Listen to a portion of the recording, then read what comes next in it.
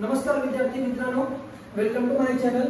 आजचा आपला टॉपिक आहे इयत्ता 10वीचा गणितचा मॅथ्स 1 चॅप्टर नंबर 4 अर्थ नियोजन।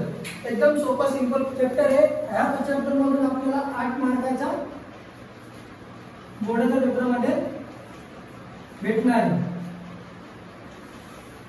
एकदम सोपा सिंपल पेपर आहे, येणार याच्यामधून 8 मार्क्स फिक्स आहे। कुठेच नाही गेले तुमचे 8 मार्क्स। पण हा चॅप्टर काय बोलतो, अर्थ नियोजन काय बोलतो, मी डोक्यात तर येणार पण तुम्हाला समजणार नाही, असा येतो आणि असा निघून जातो। पण मी याला खेचून तुमच्या डोक्यामध्ये बसवणार आहे, नाही बसला तर अजून खेचून बसवणार आहे। एकदम सोपं आहे, काहीच नाही। पण याचे जे प्रश्न आहेत ते बघून विद्यार्थी घाबरतात। म्हणून काय करणार मी आता याला एक सिंगम मूवी मध्ये डायलॉग होता, वेलकम टू गोवा सिंगम। मग वेलकम टू अर्थ नियोजन विद्यार्थी मित्रांनो। चला आता आपण पाहूया अर्थ नियोजन मध्ये काय काय। पहिल्यांदा याच्यामध्ये जीएसटी। आजच्या टायमाला आपण प्रत्येक वस्तूवर कर देतोय। किती % जीएसटी देतोय? 12%। कुठल्या वस्तूवर 18%। मग जीएसटी मध्ये 2 प्रकार आहेत। कुठले? एक आहे सीजीएसटी आणि एक काय एसजीएसटी। आता प्रश्न पडतो मित्रांनो आपल्याला, सीजीएसटी काय आणि एसजीएसटी काय? हे जीएसटी चे 2 प्रकार आहेत। समजा जीएसटी आपल्याला 12% भरायचे आहेत कुठल्या याच्यावरती। मग केंद्र सरकारकडे हा कोण घेतो? सीजीएसटी केंद्र सरकार। आणि एसजीएसटी कोण घेतं? राज्य सरकार।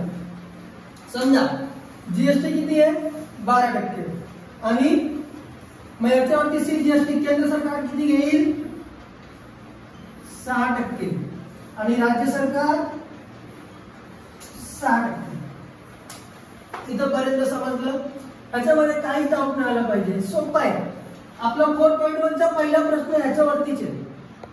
तुम्ही विचार करा विद्यार्थी मित्रांनो की तुम्हाला जर हे समजलं तर 4.1 चा पहिला प्रश्न तुम्हाला आला समजून जायचा। जर तो प्रश्न पेपर मध्ये आला तुम्हाला 1 ते 2 मार्क फिक्स झाले।